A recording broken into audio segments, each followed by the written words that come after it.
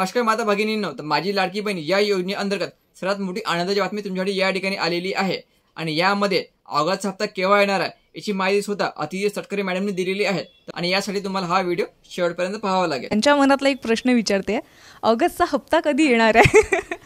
लवकरच ऑगस्टचा हप्ता सुद्धा त्यांच्या खात्यामध्ये वितरित होईल आणि लाडकी बहीण योजना अशाच पद्धतीने यशस्वीरित्या चालू ठेवण्याचा महायुतीचा सरकारचा संकल्प आहे आणि तो कुठेही खंडित होऊन देण्याचं उद्दिष्ट हे शासनाचं नाही आहे। त्याच्यामुळे तुमच्या माध्यमातून लाडक्या बहिणींना मला आश्वासित करायचं आहे की आपला जो लाडक्या बहिणीचा जो काही लाभ आहे तो अशाच पद्धतीने नित्यनियमाने आपल्याला सुरू राहणार आहे। नक्कीच लाडकी बहीण योजना नेहमीच चर्चेचा विषय असते आणि विरोधक नेहमीच वाट बघत असतात कधी बातमी मिळते आणि नेहमी वारंवार काही ना काहीतरी टीका करतच असतात।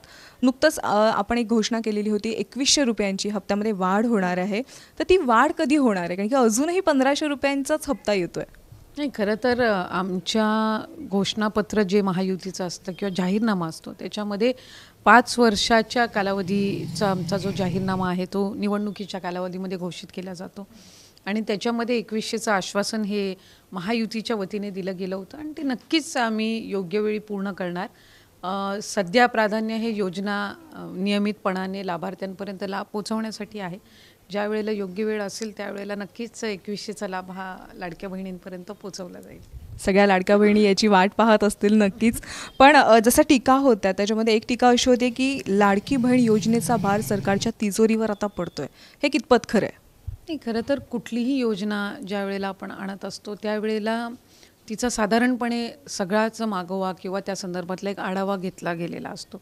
ज्या वेळेला लाडकी बहीण योजनासुद्धा सरकारने आणली त्यावेळेला त्या संदर्भातले सगळ्या ज्या बाबी आहेत त्याच्यावर विचार करूनच ती योजना आणलेली होती। किती भार येणार आहे, तो कशा पद्धतीनं आपण म्हणजे साधारणपणे त्याचं नियोजन करणार आहोत, या सगळ्या बाबी निश्चित करूनच ही योजना आणली गेलेली आहे।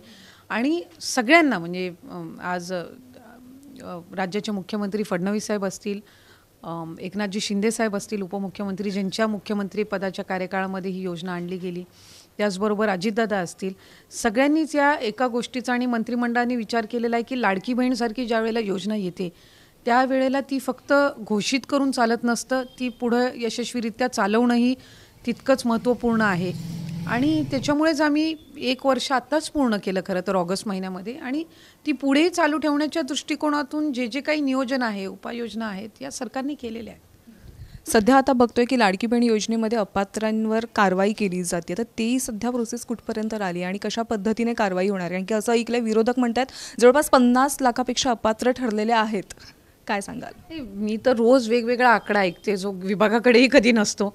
म्हणजे रोज एक नवीन आकडा आम्ही ज्या वेळेला दिवसाची सुरुवात करतो त्यावेळेला ऐकायला मिळतो।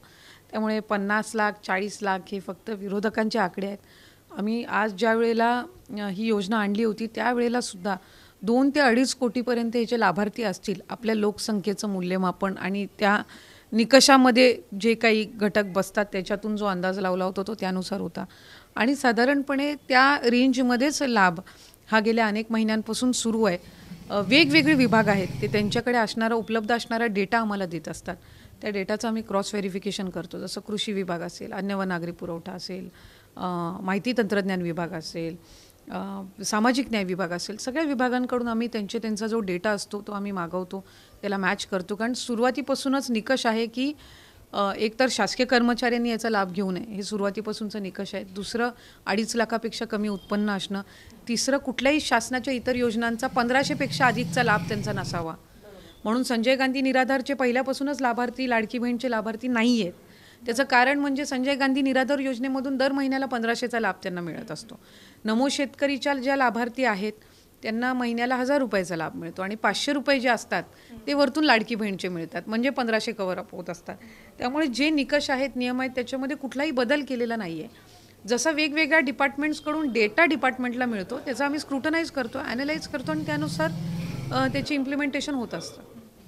तर महिलांना शेवटपर्यंत मी व्हिडिओ पाहिलेला असेल तर कालच्या व्हिडिओमध्ये आपण पाहिलेलं होतं की ऑगस्ट आणि सप्टेंबर दोन्ही हप्ते मिळून तुम्हाला या ठिकाणी 3000 रुपये पाठवल्या जाऊ शकते। तरी मॅडमने तुम्हाला ऑगस्टच्या हप्त्याची माहिती दिलेली आहे, पण झालं तर तुम्हाला ऑगस्ट आणि सप्टेंबरचे दोन्ही हप्ते एकत्रित पाठवण्याची शक्यता आहे। व्हिडिओ महत्त्वाचा, जास्तीत जास्त शेअर करा आणि लाईक करा। धन्यवाद।